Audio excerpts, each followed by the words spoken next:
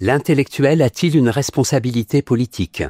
Thèse. L'intellectuel est responsable de l'idéologie. Il peut renforcer l'idéologie du pouvoir ou, au contraire, tenter de la dénoncer. Antithèse. L'intellectuel n'a pas de rôle particulier.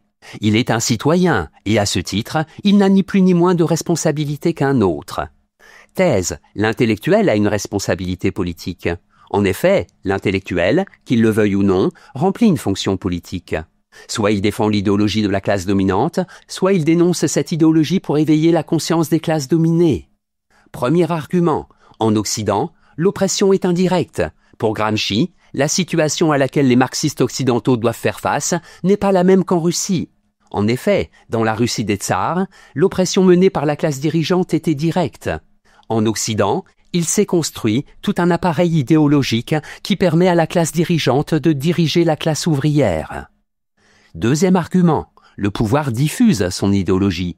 L'individu, en Occident, est pris dans un réseau idéologique construit par la superstructure, l'État, la religion, etc. La société civile, composée d'intellectuels au sens large, enseignants, techniciens, prêtres, impose une façon de penser, des valeurs qui renforcent le système en place. Troisième argument, l'intellectuel doit s'engager. L'intellectuel a une responsabilité politique. Il doit œuvrer à déconstruire l'idéologie de la classe dominante. La révolution ne peut naître que d'une convergence de la conscience populaire et de l'action pratique. L'intellectuel doit dessiller les yeux de la classe ouvrière afin de rendre possible la lutte politique. En bref, la classe ouvrière, en Occident, n'a pas conscience de son asservissement, car elle baigne dans l'idéologie de la classe dominante. C'est à l'intellectuel qu'il incombe de dénoncer cette idéologie. Antithèse. L'intellectuel n'a pas de responsabilité politique. En effet, les intellectuels n'ont, pas plus que les autres citoyens, de vocation politique. Leur activité spécifique, pour la plupart d'entre eux, n'a rien à voir avec la politique et doit rester indépendante. Premier argument, le grammairien n'a pas d'idéologie. Les marxistes affirment que les intellectuels bourgeois véhiculent l'idéologie du pouvoir. Mais quelle est cette idéologie ? Qu'est-ce qu'un grammairien ou un physicien a à voir avec l'oppression du prolétariat? L'idéologie n'est peut-être qu'un leurre. Et si idéologie il y a, il reste que sa diffusion n'est pas le fait des intellectuels. Deuxième argument, l'intellectuel est un citoyen parmi d'autres. Au début du XXe siècle, on pouvait encore affirmer qu'une grande partie de la population n'avait pas les moyens, vu le manque de temps ou de formation, de se forger une conscience politique. Mais est-ce encore le cas? Aujourd'hui, il semble que chacun est à même de penser. L'intellectuel n'a donc pas plus de responsabilité politique qu'un autre citoyen. Troisième argument, l'intellectuel doit être indépendant. Attribuer un rôle politique à l'intellectuel, ce serait le détourner de sa tâche. Pour le bien de la vérité, il faut que les intellectuels soient libres de toute attache. S'ils doivent mener une activité politique, c'est comme citoyens, non comme intellectuels. C'est ainsi que le linguiste américain Chomsky n'a jamais mélangé ses activités politiques contre la guerre du Vietnam et intellectuelles.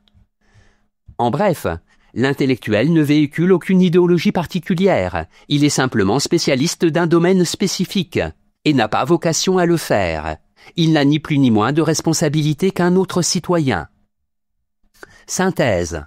Gramsci, secrétaire général du Parti communiste italien, a écrit les cahiers de prison de 1926 à 1937, alors qu'il était incarcéré par le régime de Mussolini pour des raisons politiques. L'ouvrage comporte plusieurs milliers de pages et aborde des sujets aussi divers que la politique, la linguistique, la littérature, l'expérience carcérale, le folklore, etc. Gramsci n'a pas adopté de plan particulier.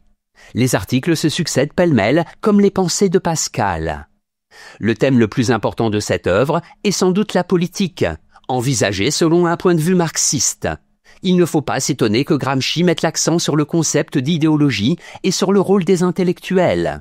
En effet, l'intellectuel italien écrit alors que le fascisme se met en place dans son pays, avec tout son appareil de propagande, de mensonges et d'exclusion. On ne peut lire les cahiers sans tenir compte de ce contexte. Notes et commentaires. Superstructure, infrastructure.